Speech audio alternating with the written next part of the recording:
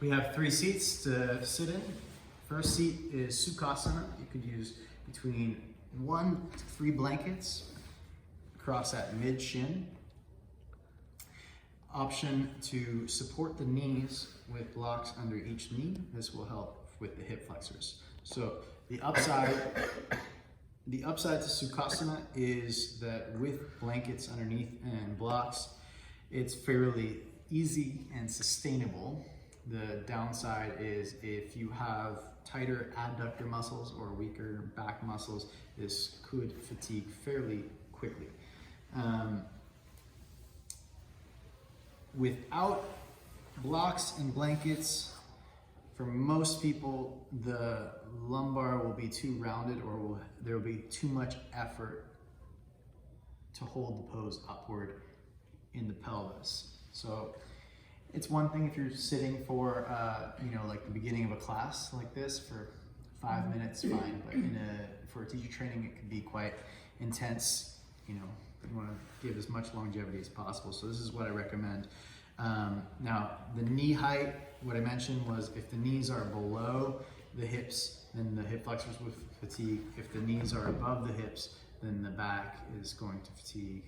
Probably the upper back, trying to lift the neck up. Okay, so that's seat number 1. Seat number 2 is Siddhasana. Heels in line with each other, knees out wide. This requires tremendous adductor flexibility and also tibialis anterior, the muscles that run along the front of the shin here that stretch when you point your foot have to be open as well.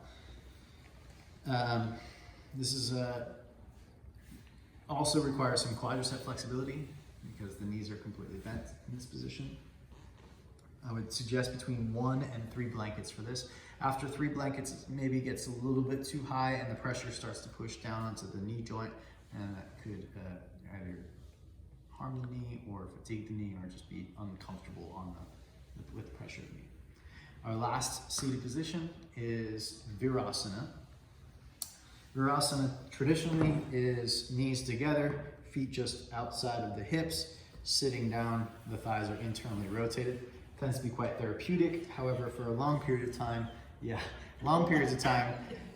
this pose will tend to be really tough on the quads and tough on, again, the tibialis anterior, and maybe even just the pressure of the feet on the ground could be intense. So placing your hips up on a block might relieve most of those things. If you have a foam block, also really comfortable, more comfortable for the seat. Now, this solves the quadriceps typically for most people, but doesn't solve necessarily the pressure in the ankle joint and the stretch of the tibialis anterior here. So you could place 1, 2, maybe 3 blankets. So your shins go on the blankets and your feet hang off. That allows for less plantar flexion, it's called, of the ankle joint. Less fatigue on the tibialis anterior muscle. Sound good?